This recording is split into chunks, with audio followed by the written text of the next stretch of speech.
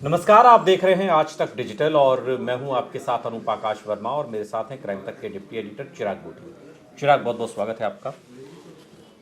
अतुल सुभाष और उनकी पत्नी निकिता और निकिता का परिवार यानी निकिता की मदर, निकिता के ब्रदर और ये तीनों पुलिस की गिरफ्त में हैं।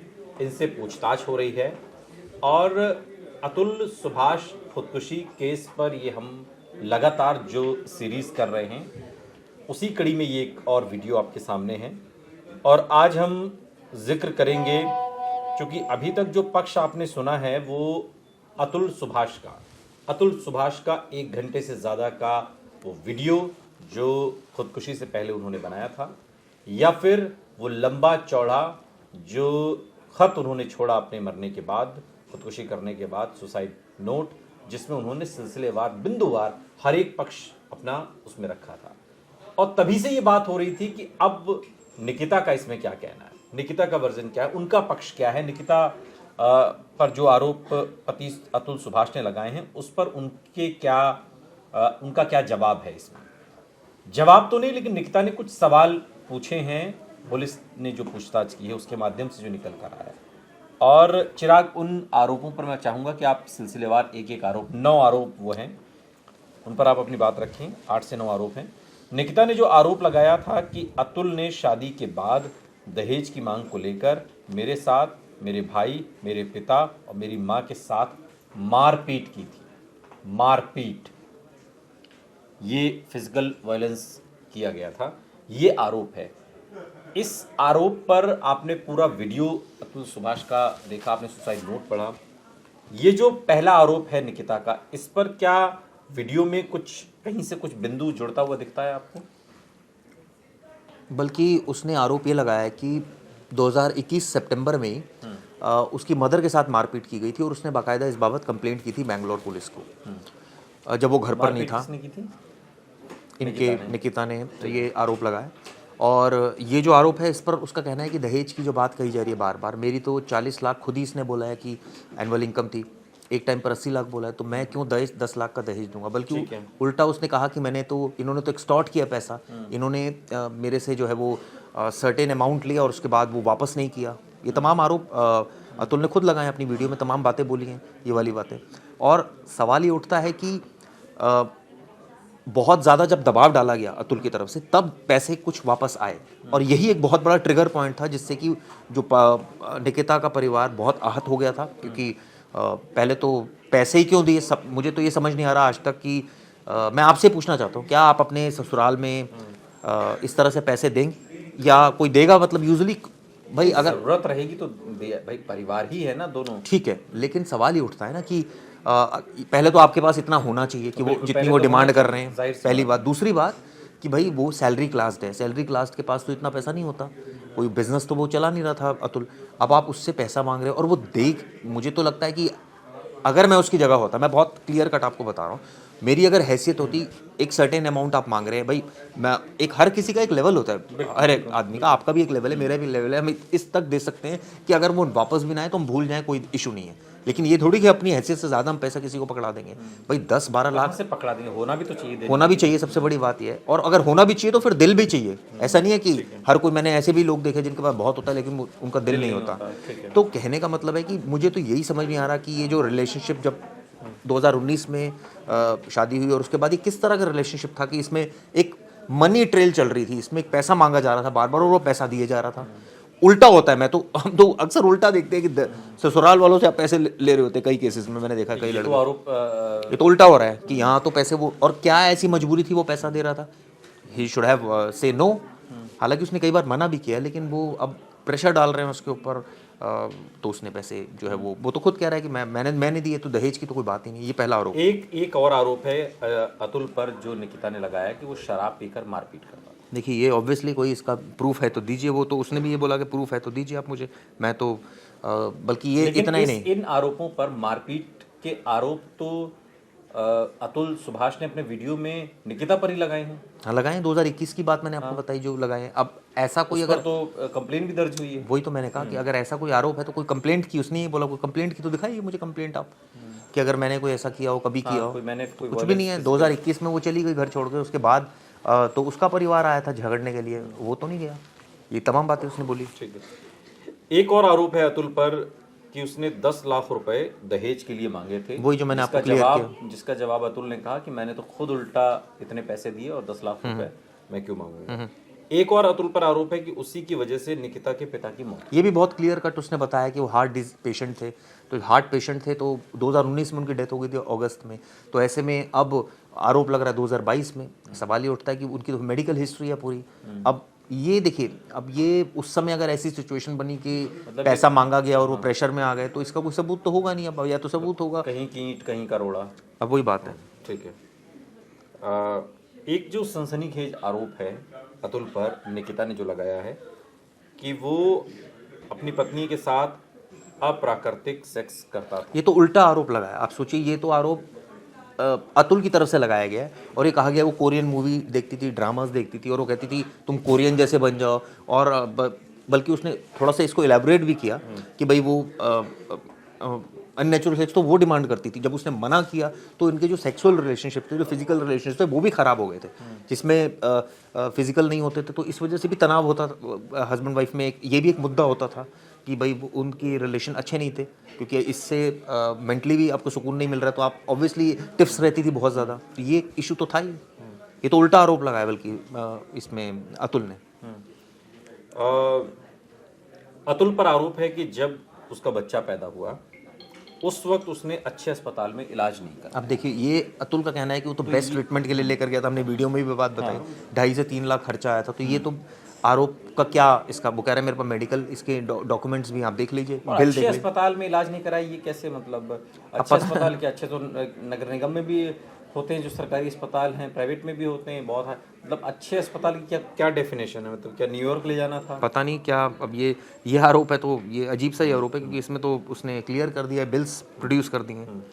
और एक 7वें नंबर का जो आरोप है, और ये आरोप बहुत संगीन है, कि अतुल पर आरोप है कि उसका 3 से 4 महिलाओं के साथ अफेयर। ये एक नई बात है जो मैं आज पढ़ रहा था नोट में, ये इसका जिक्र है। क्या ये एक रीज़न थी कि दोनों हस्बैंड वाइफ के रिलेशनशिप खराब थे? ये बात बहुत अब ऐसी पर्सनल चीज़ है कि इसमें अब क्या इन्वेस्टिगेशन होगी और क्या इसमें पता चलेगा। अगर अफेयर हो, अगर 3 से 4 महिलाओं के साथ अफेयर था, पहली बात तो 3 से 4 महिलाओं के साथ तो अफेयर नहीं हो सकता। अफेयर तो किसी एक के साथ ही हो सकता है। अगर 3 से 4 के साथ है तो फिर वो अफेयर नहीं है, वो तो फिर पता नहीं क्या है। लेकिन ऐसी अवस्था में अगर अफेयर में था अतुल सुभाष किसी के साथ में, तो फिर खुदकुशी क्यों? मतलब वही चीज समझ में आती है। वही ना, ये तो बिल्कुल कॉन्ट्राडिक्टरी है। अफेयर था तो चाहेगा ना कि पत्नी ठीक है, जितना केस चलता रहे लंबा, वो भी दूर है, मैं भी अलग हूँ, मैं अपनी जिंदगी जी रहा हूँ, अपनी अय्याशी कर रहा हूँ, वो अपना जो भी मन में आए करे। तो मतलब हाँ, लॉजिकल तो यही है जो आप बोल रहे हो, लेकिन सवाल ये है ना कि अब ये आरोप तो कुछ भी लगा दो, तो ये तमाम आरोप है, जैसे कि आपने एक एक आरोप अब डिस्कस किया, ऑलमोस्ट सारे हमने कवर कर दिए हैं इसमें। लेकिन सवाल ये उठता है ना कि ये आरोप, मुझे कुछ चीज़ें इसमें अजीब सी लग रही है। एक लड़का जो बैंगलोर में IT जॉब कर रहा है, एक स्टूडियो अपार्टमेंट में रहता है, उसकी इनकम पहले तो आज तक क्लियर नहीं हुई कि कितनी इनकम थी, उसकी सैलरी कितनी थी। हमने इतनी वीडियो बनाई, हमें कई जगह कहा जा रहा है कि 40 लाख उसका पैकेज था, कई कहा जा रहा है 80 लाख पैकेज था। अब वो ऐसे घर में क्यों रह रहा था 1 BHK? अगर उसका पैकेज अच्छा था तो अच्छा घर, पहली बात। दूसरी बात, सेल्फ मेड आदमी था वो। अब ऐसे में ऐसा आदमी 1 रुपया खर्च करते हुए सोचता है। आप सोचिए, जब वो एक एक चीज़ का हिसाब लगा रहा है, आप उनका नोट देखिए ना, 23 पेज का जो सुसाइड नोट है, उसमें एक एक चीज़ लिखी हुई है, एक एक पक्ष का उसने लिखा हुआ है कि उसने कब कब क्या क्या, किस किस के साथ किया, कब कब क्या, कौन कौन से एविडेंस उसके पास है। आप देखिए सिस्टमेटिक कितना था वो अतुल, इसमें तो कोई दो राय नहीं है। तो ऐसा आदमी, जब इस बात से उसको तकलीफ हो गई थी, मुझे याद है कि एक बैग हनीमून के टाइम पर छूट गया था, तो उसने उसको भी मुद्दा बना दिया था कि ये हंस रही थी उस बात को लेकर। तो आप सोचिए कितना सिस्टमेटिक आदमी था। तो ऐसे आदमी को अगर इस तरह की लेडी मिल जाए तो नेचुरली क्लैशेस होंगे। लेकिन सवाल ये उठता है, क्लैशेस के साथ साथ बंदा इस लेवल पर क्यों आ गया खुदकुशी के? ये एक सबसे बड़ी बात सोचने वाली है कि भाई ऐसा आदमी तो बड़ा प्रैक्टिकल होता है, जो सेल्फ मेड होता है, कि ठीक है कोई बात नहीं, एक केस कर दिया, ऊपरी अदालत जा सकता था, डिवोर्स के लिए अप्लाई उसने किया, आगे जज बदलने के लिए कर सकता था, बहुत सारी चीज़ें होती है। लेकिन अब गॉड नोस कि उस समय क्या सिचुएशन क्रिएट हुई। आखिरी आरोप जो निकिता की तरफ से लगाया गया वो ये कि मुझे, यानी निकिता कहती है कि मुझे अतुल सुभाष ने घर से निकाल दिया था।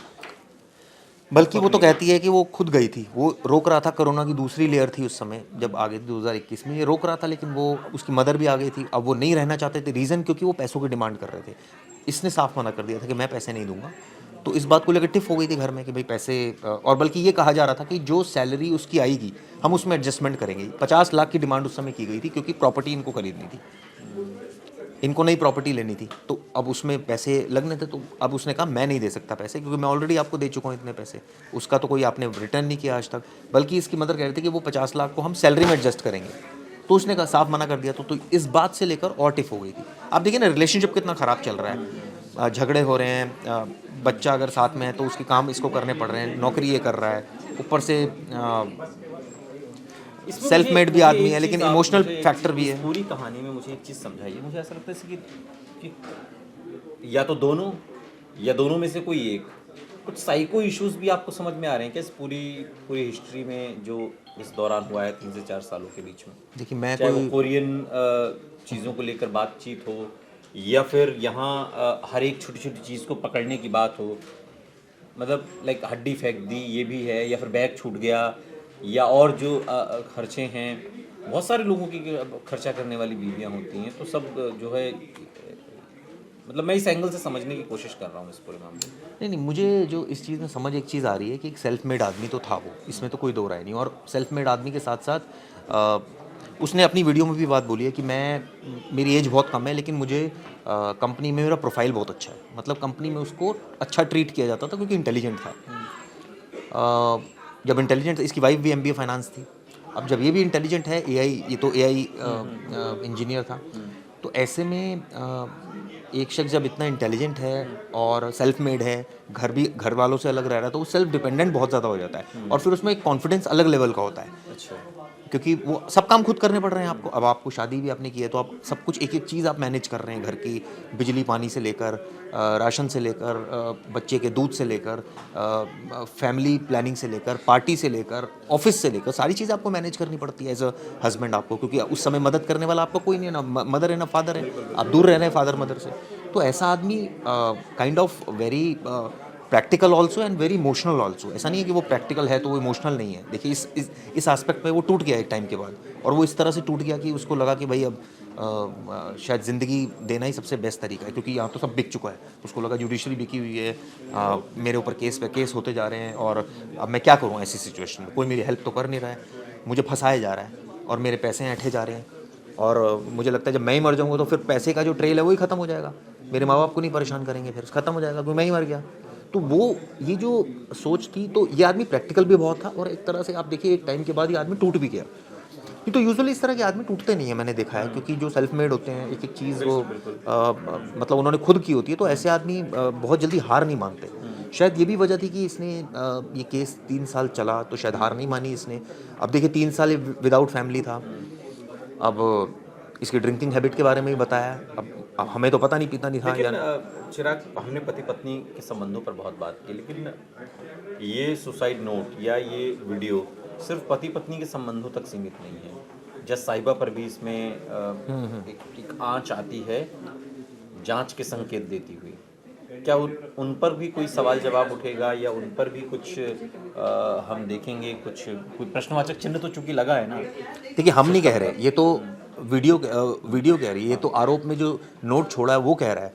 अब इसमें हम बहुत ज़्यादा एलैबोरेट करें कि उनके खिलाफ एक्शन क्यों नहीं हो रहा है, what are the but reasons, एक प्रश्नवाचक चिन्ह तो निश्चित रूप से लगा है, ही क्यों है नहीं ना। है।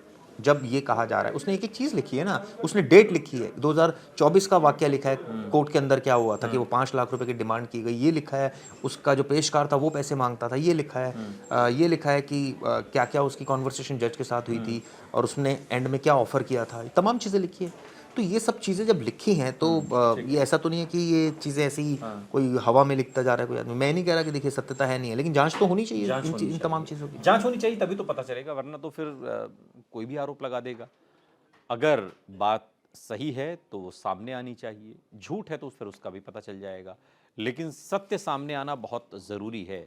क्योंकि मसला सिर्फ पति पत्नी के संबंधों का नहीं है, उस अदालत में और भी ऐसे केस होंगे जो आज भी आ रहे होंगे। और अगर चीज़ें ऐसी ही हैं जैसी अतुल सुभाष ने अपने वीडियो में कही है या सुसाइड नोट में लिखी है, तो फिर तो एक सवाल लाजिम है उठना, और वो उठ भी रहा है, और सत्य का इंतज़ार भी है। बहुत बहुत शुक्रिया चिराग इस तमाम जानकारी के लिए आपका। या रुक रहे हैं, लेकिन आप कहीं जाइएगा नहीं, बने रहिए हमारे साथ, देखते रहिए आज तक डिजिटल। जैसे कि मैं सो रहा हूँ तो पिताजी को जगाना है मुझे, तो वो डायरेक्ट उठाने के बजाय, और हिंसा की परंपरा मेरे यहाँ नहीं थी सौभाग्य से, तो वो क्या करते थे कि उस कमरे में आ जाएंगे या बाहर से गुजरेंगे और चौपाई बोलेंगे, प्रात काल उठ के रघुनाथा मात पिता गुरु नावई माता। कभी कभी मैं गुस्से में उठ करके अरे पापा चरण स्पर्श किया और सो गया, मैंने कहा अब मत उठाना।